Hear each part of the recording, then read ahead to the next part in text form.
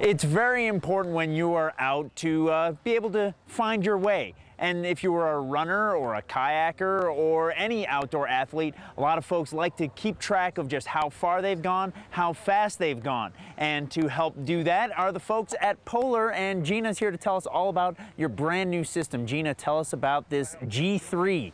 Hi, how are you?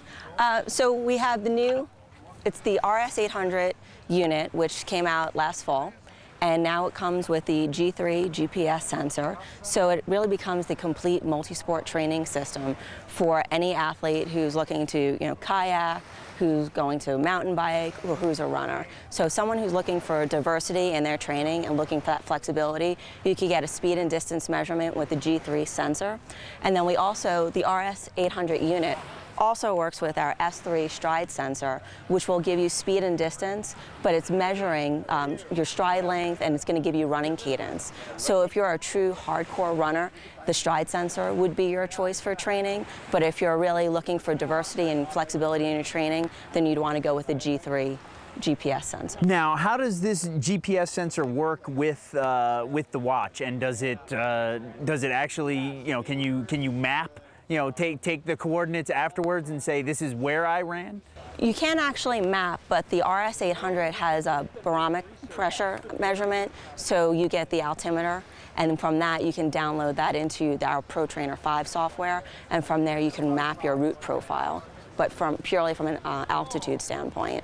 Now, Polar is known for years as making great heart rate monitors. Why expand to speed and distance for training? It's important. We've always provided speed and distance measurement for our runners, for our athletes at any level. Now taking GPS, you're really taking it to another level and giving them that diversity and that flexibility. We recognize the trend in people pursuing other active sports and active pursuits. For adventure racing is really much on the incline, so we really want to give them that flexibility, give the public what they need. Now, you mentioned that there is a kayak unit, so you can keep track of things on the water. Is this fully waterproof? Could you, if you're a triathlete, could you take it swimming with you? Unfortunately, no GPS technology will work underwater, so although the G3 is water resistant, so you can withstand the harshest conditions, you will not be able to actually use it to swim. But with the RS800 unit itself, you can still get heart rate data and all the other physiological data points that you would need if you're a training triathlete. Fantastic. All right, Gina, thank you so much. We're going to go take a look and see how it actually works in real life.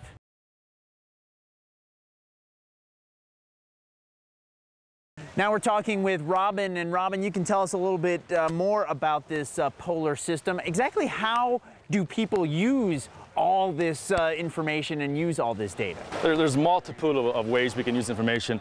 Within the watch itself, there's 21 different views that you can see.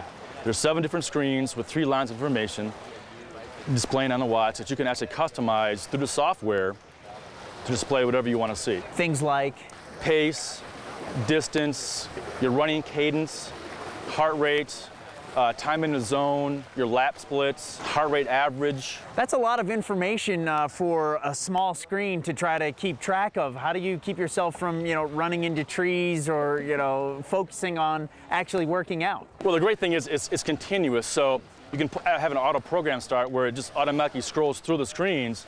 So when you look down, look at the watch, glance at it, you can customize the screens to see, whatever you want to see. So as it's scrolling through, it's going to picture up cadence, pace, distance, heart rate. And then at the end, you can sync it back into your computer, run it through the software, and see exactly how you did on your workout. Exactly. And in the software itself, there's 4 different graphs you can have: a heart rate graph, a pace chart, time in the zone chart. So there's multiple ways you can view the information and improve your running. Okay, so that takes care of running, but as we said, it's also good for folks who are, training out on the water. Exactly. With the GPS unit, we're utilizing the new Surf 3 category chip, which is the newest technology in GPS, which is going to give you a smaller points of intersection, so you're going to have much better accuracy of measurement, speed and distance. As far as altitude, the watch actually has a barometric pressure sensor in it, so the altitude is much more accurate than some of the other competitors in the market. Okay, well, let's take a look and see how it works out on the water. Let's go. Who would use this? Really, any outdoor activist person. mountain biker, kayaker, runner, trail runner, pretty much anybody who does an outside sport is able to use the GPS unit and the heart rate function together. The distance and speed is not going to matter what motions you're doing. The intensity of the workout is what's going to vary. Obviously, if you're pedaling much faster and going much faster, then you're expending more energy, so your heart rate's going to be a lot higher. But as far as the motions and movements, in terms of GPS and speed, it's not really going to make an effect. The place where the running versus kayaking versus mountain biking can come in is heart rate functions. How hard you're working out, how intense your workouts are. The heart rate strap actually measures the electricity the heart produces, so it's 99.1% accurate. Is this different than what you guys had that's selling right now? It's the same technology, but this is our first adventure into the GPS measurement system as a unit itself.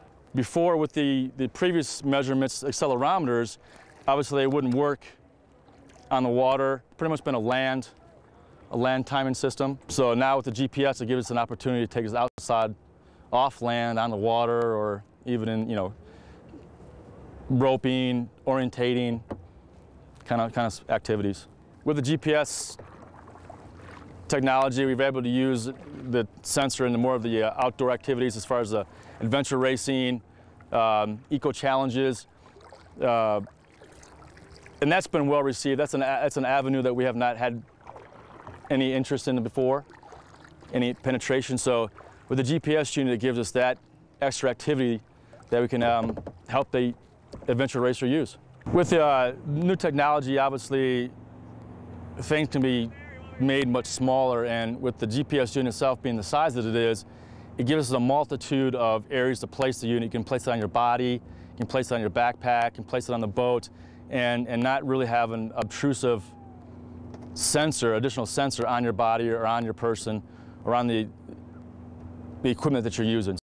Not only for the summertime activities, spring, fall, but also for the winter, like skiing, cross-country skiing, Nordic trekking, because with the heart rate version and the GPS giving you speed and distance, you can actually track how fast you're going down the slopes, how fast you're going on the cross-country skis, versus that with your heart rate to measure the intensity and how much pace you have to put yourself through. With the software, you'll be able to see yourself as far as the GPS and the altitude combination, your slope counts, see the peaks and valleys, going up the slope versus down the slope, and the speed and the heart rate associated with those.